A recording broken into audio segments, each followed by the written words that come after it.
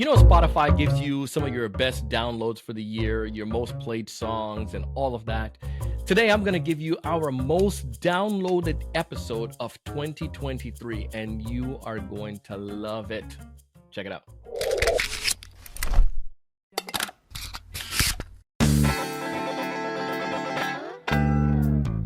Hey, everyone. Welcome to another great episode of the Sales Evangelist Podcast. I'm your host, Donald C. Kelly, the Sales Evangelist. And I'm so excited for another great episode. I'm so excited to be here with you today. On this episode, today we're going to do a rerun, but I'm not just going to do any old rerun. I'm going to give you a rerun of one of the best, not one of the best, the most downloaded episode of 2023. Come on. It's a good one. I hope you enjoy it. I hope you and your family had a good holiday. You had some good, good time getting together and relaxing. And as you're prepping for the new year, listen to this episode. Take the context, take the pieces, apply it to your new year, and let's use it to be more successful. The episode that we're going to listen to today, let me tell you what this is. Yeah, I want y'all to be ready for this. So this was Chris Beal. Chris came on a podcast, and we were talking about the most important objection the majority of salespeople trigger and cannot handle. It was straight fire, man. As we dive into this episode, listen to see how you can apply this to 2024. Chris, welcome to the show. Donald, I can't believe I'm lucky enough to be here. I'm excited. We got the opportunity recently, when this episode published, we're kicking off the year here, but we got a chance a few months ago to meet in person at Outbound. That was phenomenal. And I am excited to be able to chat with you a little bit more. And one of the things I bragged about in the teaser is you're the data guy. In the sense that you have listened or have the opportunity to be able to evaluate so many calls that you have a lot of insights on that. And I'm really looking forward to diving into that. But before we do, would you be willing to take just a minute or two and tell us a little bit more about what you do in your business, your role? Sure. So I'm the CEO of Connect and Sell. And what we do is let a rep push a button and talk to somebody on their list in a couple of minutes with no effort. So they go from talking to one person an hour to talking to as many people as they want to. That sounds like pretty magical. When people experience it, they often say, that's not what I expected. It's like, no, it's really fast. And I think salespeople who are listening to this are probably intrigued right now. And obviously you've worked on that value prop, a value statement there for a minute. So we're going to put that back in the show notes, and I'm going to tell folks that they need to connect with you for a demo. So I'm going to put that down there. So if you're listening to this episode and you really want to see how you can go ahead and have that many phone calls, go ahead and click on the link down below and go ahead and connect with Chris and his team and get a demo of what we're talking about here.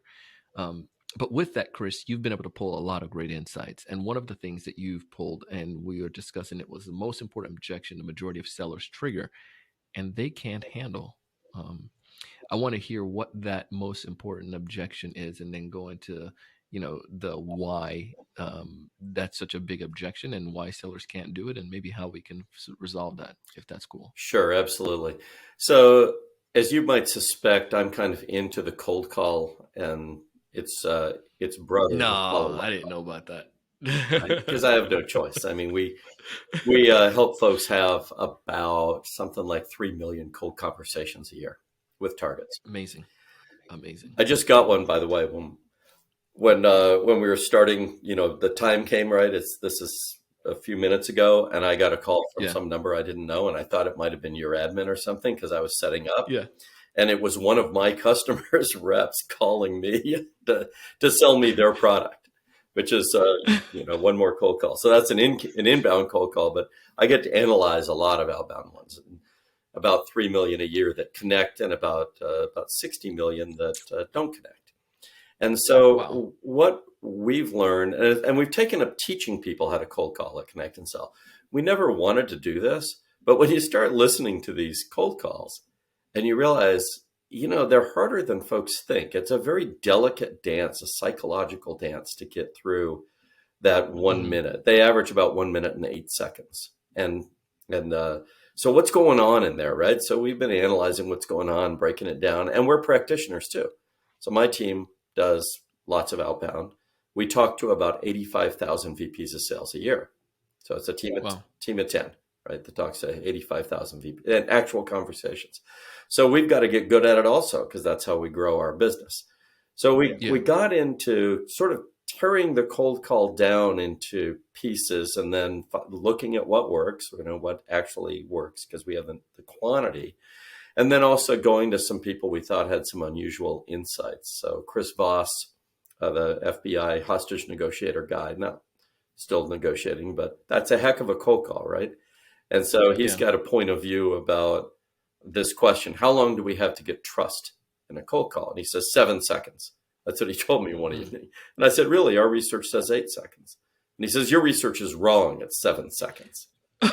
I'm like, I'm looking over there going, no, he's on his first bourbon. So I think he's sober, and he's telling me that. And I asked him, what do we have to do? He says, oh, it's easy. All we have to do is show the other person we see the world through their eyes, and then demonstrate to them we're competent to solve a problem they have right now. And I asked, isn't the problem they have right now me? Right? I'm the problem. And he said, yeah, that's why you're in control. That's why you will always succeed. If your goal is trust, you win 100% of the time, because you control everything, including the fact that you are the problem. So it's that kind of stuff that we get into, right? And we started this thing called Flight School. See a little Flight School thingy there. Yeah. And we teach people how to do it, live fire. Like live fire, calling real folks, and we'll coach the first 7 seconds of the conversation for 2 hours. And 2 hours would be my 14, 15, 16 conversations. So one of the things that we noticed is it's not the rep per se, but it's the script and it's marketing's involvement in script creation that generates the number one unanswerable objection within a cold call, which is simple. You hear it all the time. Gosh, thanks, Donald. We're all set. We're all set. The problem with that objection is so simple. That person is asserting, as Anthony Iannarino would say in his Elite Sales Strategies book, which is, I think, a marvelous book, by the way. I just got a hold of it 4 months ago, which is because you and I are pretending we're in the future. This is excellent. So I like this little time travel thing we're doing. It's kind of like, I'm 68 years old doing this, and I thought I was 67 when we were sitting here together. What do I know? So Anthony, you're just so much wiser. Yeah, he talks about being one up. And one up doesn't mean one up like I'm one up on you because I'm going to dominate you. It means I know something you don't know that's of value to you or potential value to you. Right? Well, what happens in that objection is the prospect, the contact, the other party is asserting that they are one up. They know something you don't know, which is that they're all set, that they're covered, right? And think about it.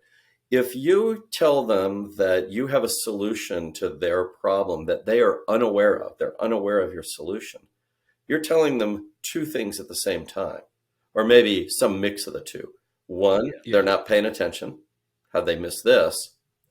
Two, they're not competent, right? They saw it, but they didn't get it. And nobody likes a salesperson to call up and just say, you don't know how to do your job. I do. Mm-hmm. Right? So while you might, it's a bad thing to assert too early in the relationship. And a cold call is way too early to say to somebody, you're not diligent, you're not doing your job right. If only you'd listen to me, all would be well. So when you're trying to be one up, you're trying to assert something that you know that they don't know. The jujitsu is they're going to flip you over and put you one down. And they're just going to have to say this. And they'll say it. You can tell it's this objection by the words. We're all set by the voice. The voice is always friendly and relaxed because you just gave them a way out of the call, a way to achieve their goal, which is to go back to doing what they were doing, and to dismiss you because you're the problem. And away you go. So that's the objection. Why is it triggered? It's so simple. Yeah. Folks think of the cold call as something that's within the marketing and sales arena, and it has a message. And if it has a message or a script, that must involve marketing, because marketing does messaging. Therefore, marketing gets involved directly or indirectly, directly by participating in script creation, indirectly through sales enablement by piling a bunch of information into the heads of salespeople and sales managers that they use as the foundation for what they're going to say. So marketing's job is simple. I know because I'm a trained marketer. So here's what I was trained to do. Establish your offering within a category. That way, if somebody needs that category, they're going to consider you possibly, right? So in advertising and in all sort of social outreach and so forth, marketing always talks about the category. Connect and Sell's category would be whatever, it's telephone-based outreach or something like that, or they'd have some sales tech or whatever it happens to be. They got a category. Then differentiate yourself from other offerings in the category along dimensions that you imagine or think or have researched are of interest to your ideal customer. So we're one of these, but we're different from these, like this, therefore love us, right? The problem with that in the cold call is as soon as you say what the category is, you're in the world of we're all set. Because you've said this category is important to you and you're not doing anything about it. It's like, yes, I am.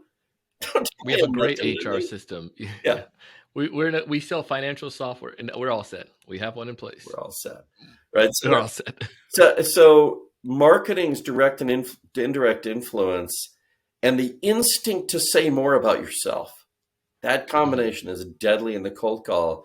And this is the failure point of 95% plus of all cold calls that get past an opener where you get a little bit of an audience. It fails right there. So think of it in terms of false negatives. The biggest problem in business is false negatives. You go through the effort of contacting somebody, you alert them to a problem, you make them think about the problem, you fail to engage them, and you have effectively been working for your competitor throughout that entire process. I mean, in so many ways, you're right on that. And I think you're right. That's that secret ninja objection. We are all set for those reasons that you've shared. I would say, so how can a seller fix that? She's listening to this episode and she's a BDR and she's thinking, man, I need to do better. How do you best go about opening now within that first 7 seconds? Sure. So first of all, you have a question of what is your relationship to this person at the time when you're going to say anything about the value of what you do. So there's two possibilities. One is that they're afraid of you still, and the other is that you've solved that problem. When you cold call somebody, they're afraid of you. We don't think that way. We think they're angry with us or annoyed with us or whatever. But in fact, when we cold call, we've ambushed somebody and we're a stranger that they can't see. So if you want to say, what's really bad about human existence through all time? Let's go back to the life in the village. So I'm in my village on this side of the river and everything's good. I trust everybody in my village. There are 57 of us here. Oh, look, somebody just died. There's only 56, right? So here I am in my village and everything's cool. I can turn my back on anybody. They're not going to do anything bad to me except maybe a practical joke. Say it's nighttime. So now everybody's invisible. Say a stranger shows up at night in our village at 1 a.m, say. Not good. Not good. Don't know who you are. They're not one of us. They're from across the river. We're civilized people. How do we know we're civilized? Because we share a bunch of stuff culturally, right? Our speech, our food. We know we paint our faces vertically. Those people over there, they paint their faces horizontally. Good God, what is wrong with those people, right? And so when they show up at our village at 1 a.m. in the dark, generally they're not there to offer us a Bud Light.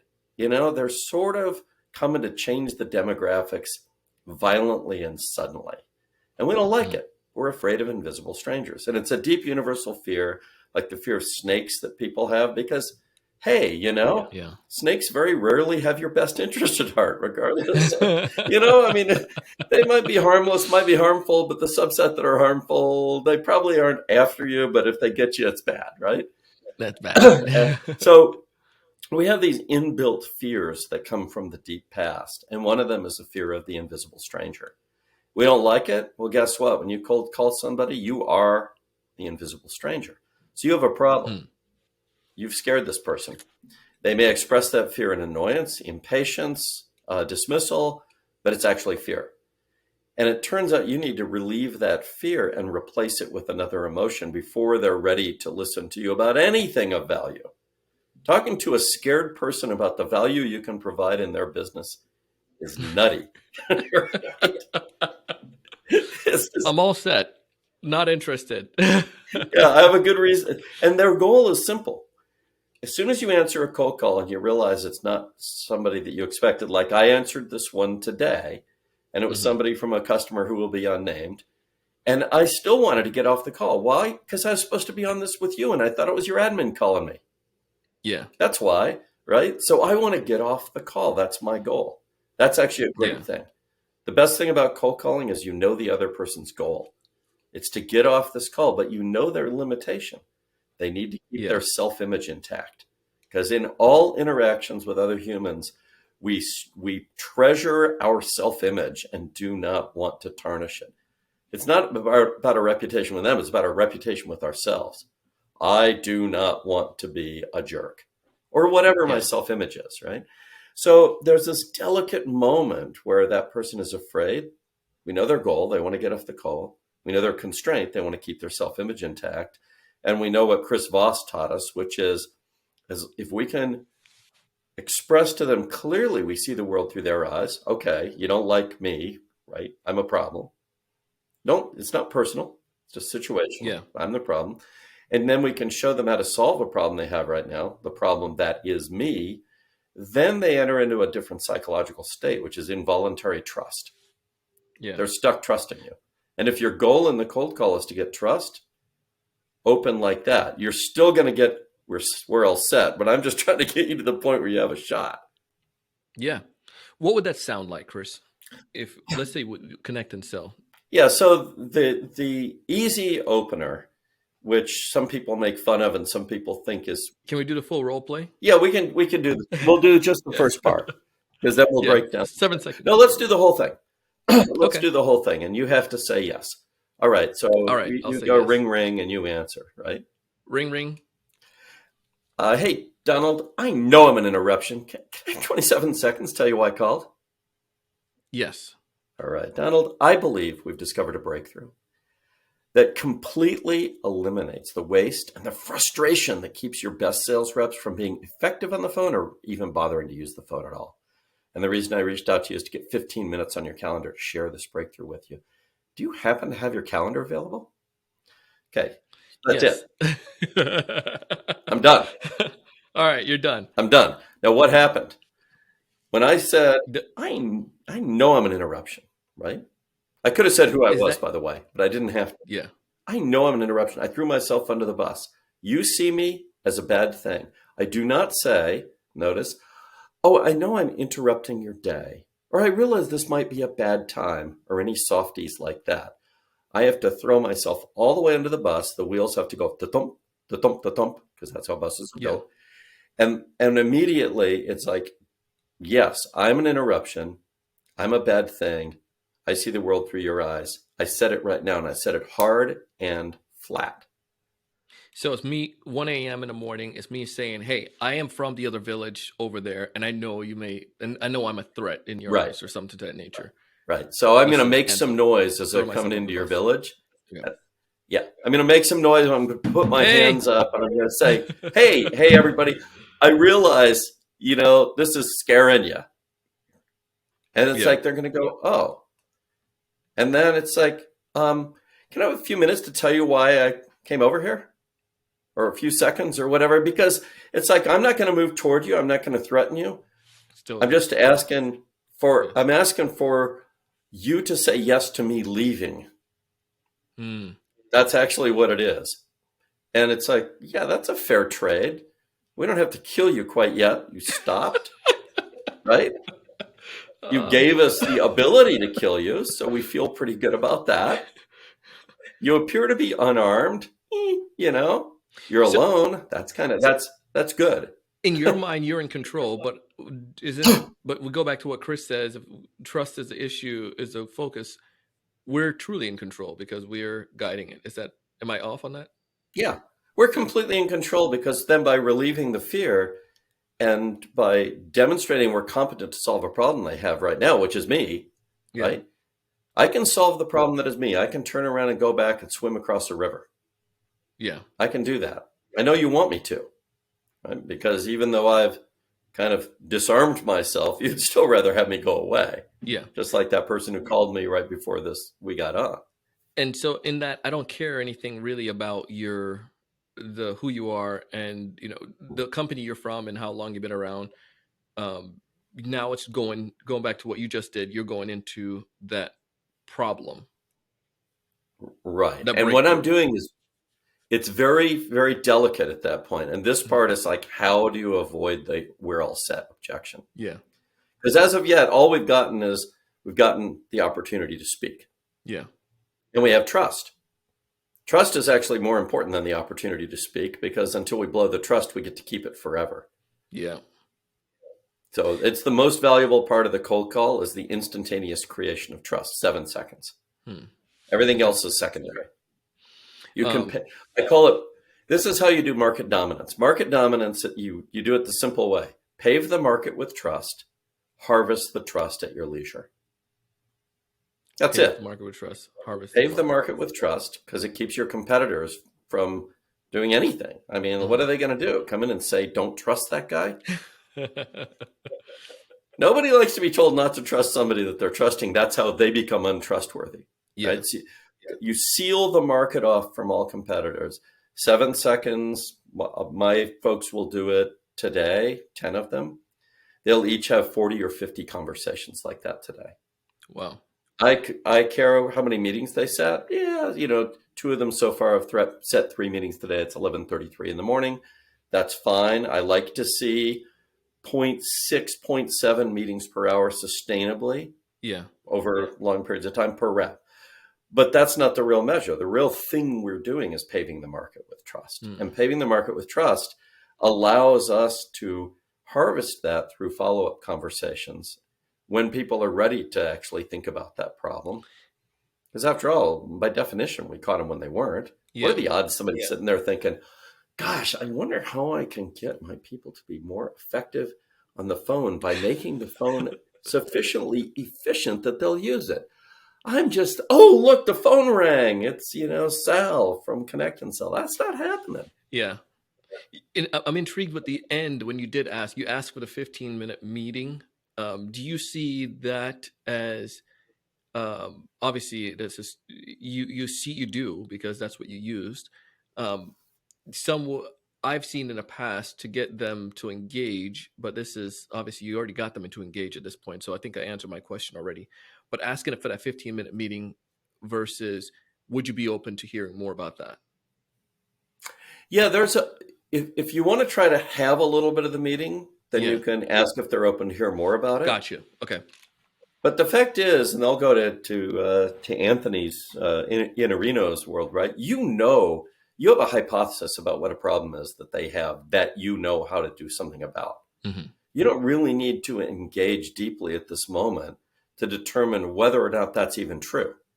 The only question is, will they take the meeting? The only time that they're going to confess their problems is in the meeting. Yeah. So don't try to get them to confess now. That's for discovery. Discovery is all about the confessional. Yeah. No confession is needed now. Just an agreement that it makes sense for them to spend 15 minutes, just like you spend money, in order to learn about this breakthrough. Spend to learn. That's it. The meeting has value.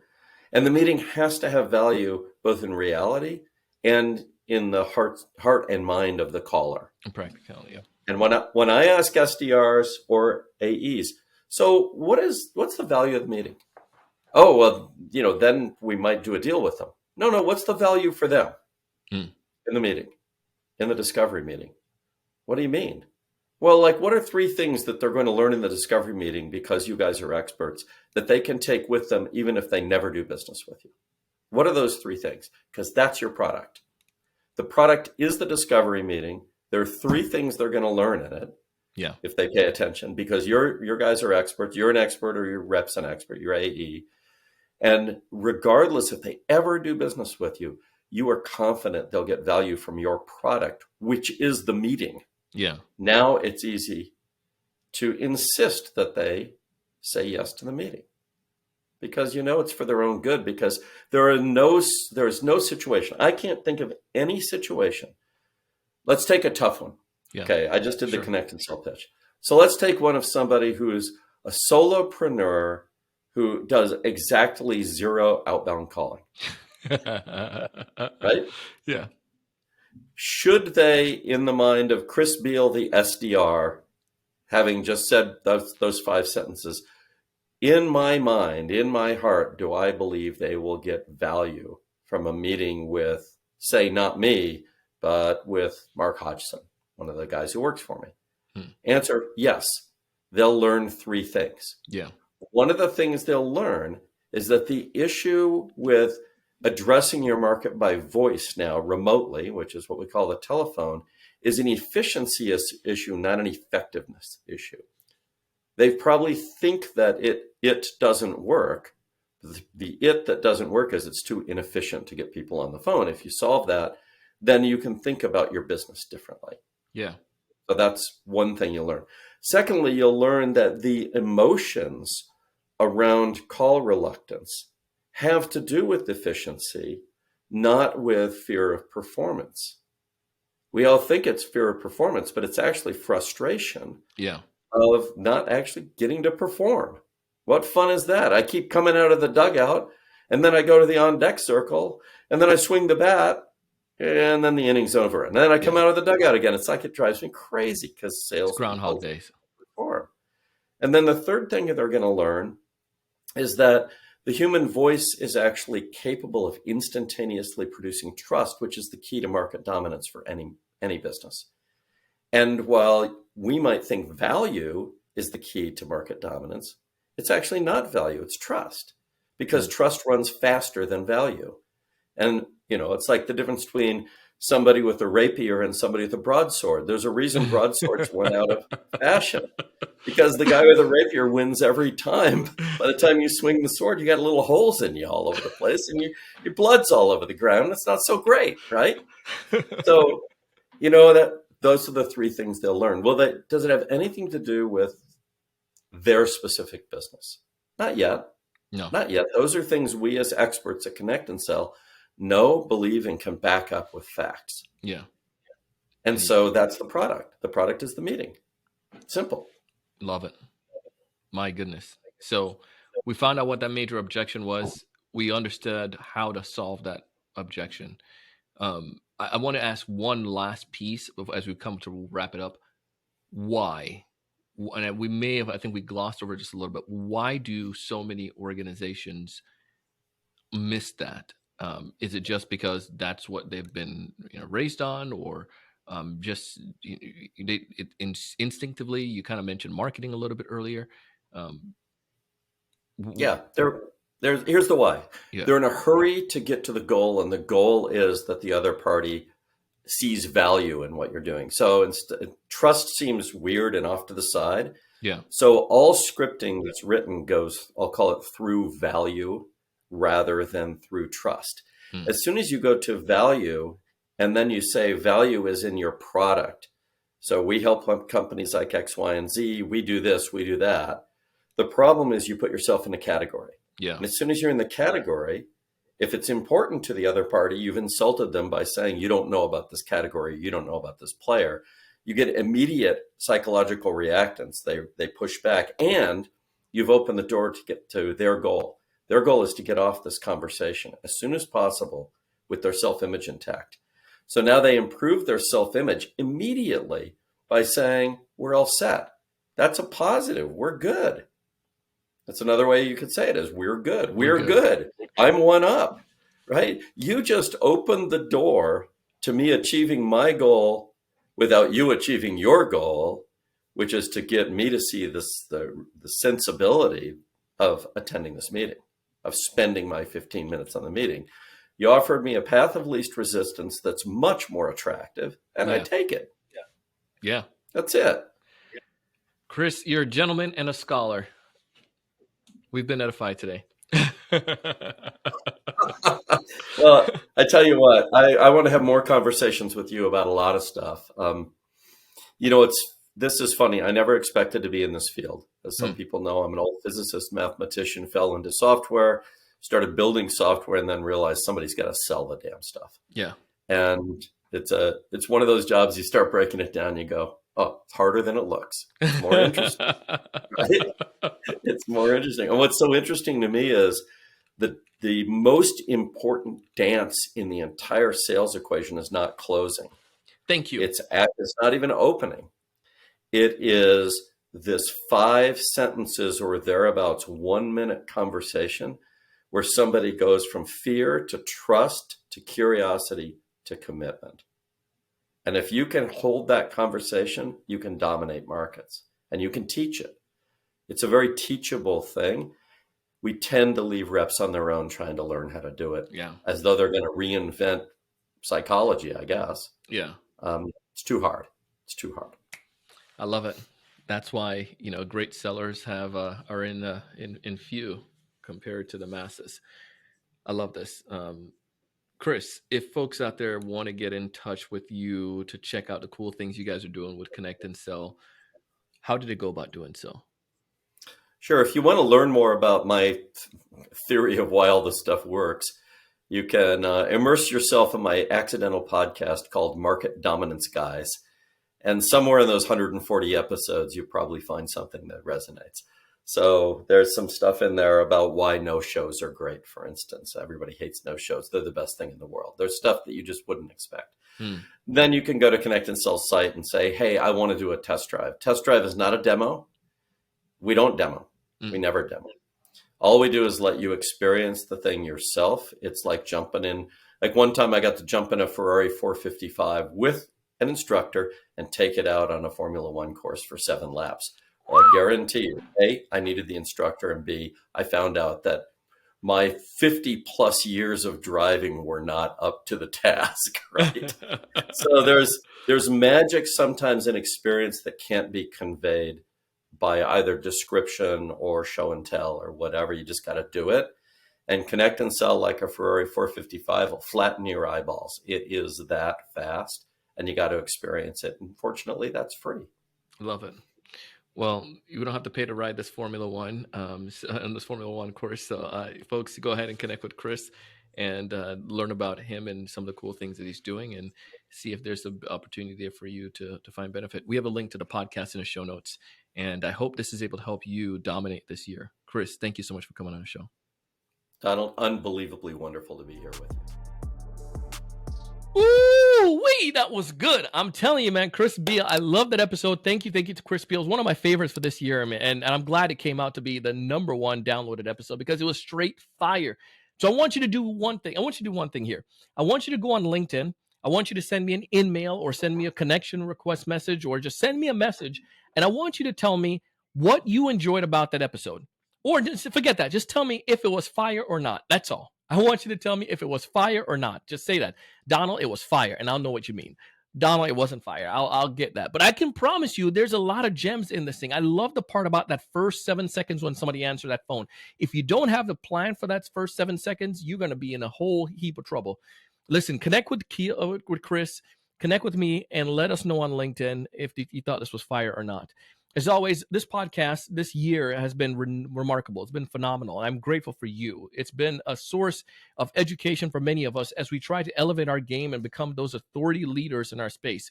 As we've been evangelizing what we feel and that vision of that, what a sales professional looks like and what that's going to look like in the future for us to be able to be authority leaders, that people want to come to us, that they relish our insights. They want to talk to us. I mean, we want to help you to get to that point. We want to help you to build strong sales pipelines. We want to help you to close twice as many deals. And we're grateful to be able to grateful to have been able to work with you this year. Now, as we go into the next year, we want to work with you as well. Check out some of our offers and our sponsors down below. They have some amazing stuff that you could use. I promise you, LinkedIn is going to help you tremendously. And if you want to see our LinkedIn prospecting course, our next one begins end of January, and we have some spots left. Would love to have you in that. As always, I hope you're doing well. I hope you and your family had a wonderful time together. This is our last episode of the year. So I want you to have a fantastic rest of 2023. I want you to be able to raise your level of thinking. I want you to come with that new, fresh mindset in 2024. I want you to be able to accomplish more than you've ever done before. I want you to be able to build the best sales pipeline ever. I want you to close the most deals ever. I want you to be able to elevate in your industry as an authority leader that brings insight that people love. I want you to be able to close more deals. But most importantly, I want you to know this. I want you to know that you're worth it. I want you to know that you have something of value and people out there need what you have to offer and only you can help them.